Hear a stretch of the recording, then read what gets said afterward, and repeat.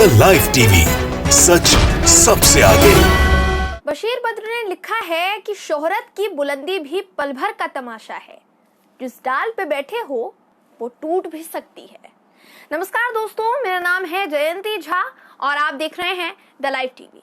मोदी जी अपनी शोहरत के लिए जिंदगी भर कुर्सी पर बैठने का ख्वाब देख रहे हैं दोस्तों। सोच रहे हैं कि पूरी जिंदगी वो भारत की सत्ता पर कायम रह सकते हैं, लेकिन देश के आवाम को परेशान किया तो कुर्सी से जमीन पर आते वक्त नहीं लगता मोदी जी।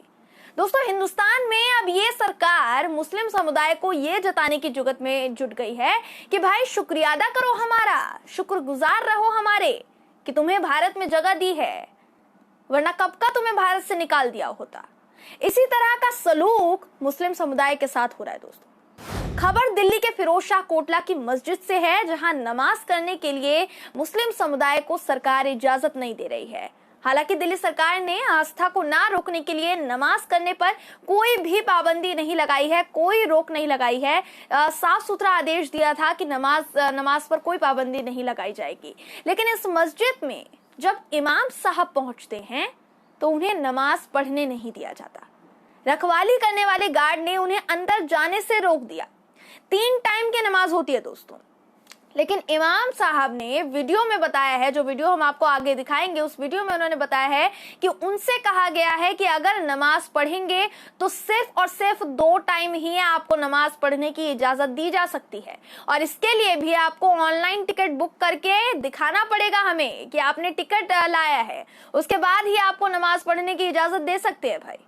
और ये तानाशाही अभी की नहीं है दोस्तों, पिछले 2.5 महीने से इसी तरह का सलूक इमाम साहब के साथ किया जा रहा है।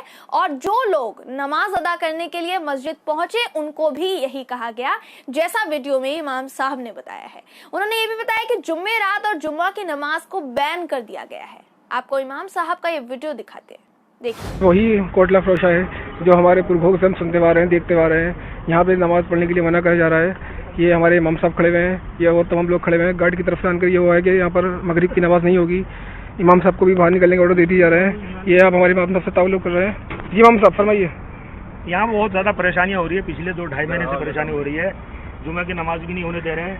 पहले तो कोरोना का बहाना किया, और अब जब दिल्ली सरकार ने पूरी दिल्ली को फ्री कर दिया, कोई कोरोना नहीं है, तमाम इबादत गाहों में, तमाम धर्म की इबादत गाहों में इबादतें हो रही हैं, और यहाँ पे हालांकि बहुत कम लोग आ रहे हैं इस वजह से। और जो कोरोना का प्रोटोकॉल है उसको ध्यान में रखते हुए लोग आते हैं यहाँ पे, आस्था लेकर के यहाँ नमाज़ें पढ़ते हैं। लेकिन नमाजियों को परेशान किया जा रहा है, और अब जुमेरात और जुमा की नमाज बिल्कुल बैन कर दिया है। दूसरे दिनों में 3 वक्तों में नमाज हो रही थी, अब वो उनके लिए भी मना किया जा रहा है कि आप 6 बजे के बाद आप यहाँ से बाहर चले जाएं। सिर्फ 2 ही नमाजें हो सकती है, और वो भी 2 नमाजें हो सकती है, वो भी आपको ऑनलाइन टिकट लेके आना पड़ेगा। अब ये बताइए कि ऑनलाइन टिकट लेकर के नमाज पढ़ने के लिए कैसे आ सकते हैं? कि क्या हिंदुस्तान के कानून में ऐसा कोई कानून बना हुआ है कि किसी धर्म के कोई भी इबादत करने वाला उनको पहले ऑनलाइन टिकट लेना पड़ेगा, परमिशन लेना पड़ेगा, उसके बाद अपनी इबादत गाहों में इबादत कर सकता है? ऐसा कोई कानून है? ऐसा कोई कानून अब तक मेरे ख्याल में तो नहीं है। तो फिर हमारे लिए इस तरह की क्यों ये पाबंदियाँ? में इबादत करने जाएंगे तो क्या वो टिकट लेकर के जब जाएंगे, और वो भी ज़रा सी देर के लिए? ये अजीब महसूस हो रहा है। हो क्या रहा है अब तक मेरे समझ में नहीं आया, और क्या चाहते कोई हैं? इसके खिलाफ एक्शन भी नहीं ले रहा, कोई बोल भी नहीं रहा, किसी नेता के वजह कोई कुछ नहीं, कोई नहीं है। मेरी गुजारिश है कि इस चीज़ पर ध्यान दिया जाए। लोग परेशान हो रहे हैं ये नमाज पढ़ने के लिए। तमाम लोगों से मेरी गुजारिश है कि इस तरफ ध्यान दें। ये नीचे के अफसरान जो इस तरह की बदमाशियां कर रहे हैं, इस पर लगाम कर दी जाए, और ये परेशान कर रहे हैं आने वालों को, नमाज पढ़ने वालों को। मेरी गुजारिश है कि इस तरफ तमाम लोग ध्यान दें और इसका कोई बेहतरीन हल निकालें।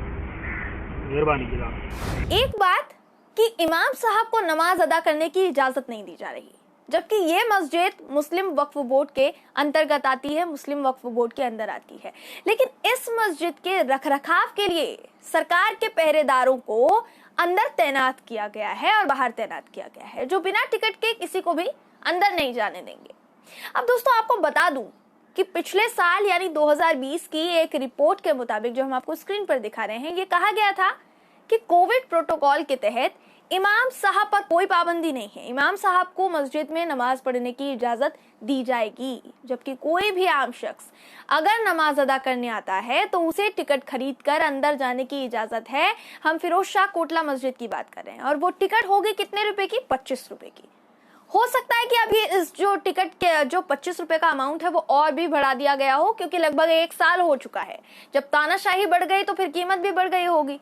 लेकिन जैसा इमाम साहब ने बताया कि गार्ड ने उन्हें बाहर निकाल दिया, अंदर जाने नहीं दिया और 2 टाइम की नमाज पढ़ने के लिए टिकट दिखाने को कहा, तो ये सरासर जायज नहीं है और गैर कानूनी है, क्योंकि ये कानून के अंतर्गत नहीं आता। मोदी जी, एक बात बताइए, आपकी सरकार और इस सरकार में बैठे जितने नुमाइंदे हैं आपके, मुस्लिम समुदाय को नमाज अदा करने से रोक रहे हैं, फिर आपके कुछ समर्थक एक चूड़ी बेचने वाले मुस्लिम को उसका काम नहीं करने देते। शिवराज सरकार पीड़ित मुस्लिम व्यक्ति पर ही केस दर्ज करवा देती है, उसको ही गुनहगार बता देती है। आपकी गोदी मीडिया के पास हर मुश्किल की वजह एक मुस्लिम ही होता है, इस्लाम को ही वो हर मुश्किल की वजह बताते हैं। यूपी में एक मुस्लिम रिक्शे वाले को पीटा जाता है। हिंदुस्तान में हिंदू मुस्लिम के नाम पर आप राजनीति खेलते हैं। आखिर आप चाहते क्या है? इस हिंदुस्तान में जब से आपने प्रधानमंत्री की कुर्सी पकड़ी है ना मोदी जी, तब से आपने हर समुदाय, हर शख्स का जीना मुहाल कर दिया है। दलित समाज की बात कर लीजिए, वो क्या खुश हैं? दोस्तों, जो मुस्लिम चूड़ी वाला था तस्लीम, मध्य प्रदेश की कहानी बताई थी हमने आपको, उसने एक वीडियो जारी किया और ये बताया कि उसकी गलती थी या नहीं थी। आपको ये वीडियो दिखा देते हैं ताकि आप समझ पाए कि मोदी जी ने नए भारत का कौन सा उदाहरण सेट किया है। देखिए वीडियो। तो क्या विवाद क्या हुआ? 4 के बीच में घटा है। तो क्यों मारा तुम्हें? मारा ये, हम चूड़ी बेचते हुए जा रहे थे। हाँ, और चूड़ी बेचते हुए आवाज लगाते हुए जा रहे थे। हाँ। और बस हम बैठे थे और बस वहाँ बैठे हुए औरत आई, उसने हमसे चूड़ी ली, पैसे हमें दे दिए, बस जैसे बैग उठाते हुए जा रहे थे। हाँ। और पीछे से पकड़ लिया।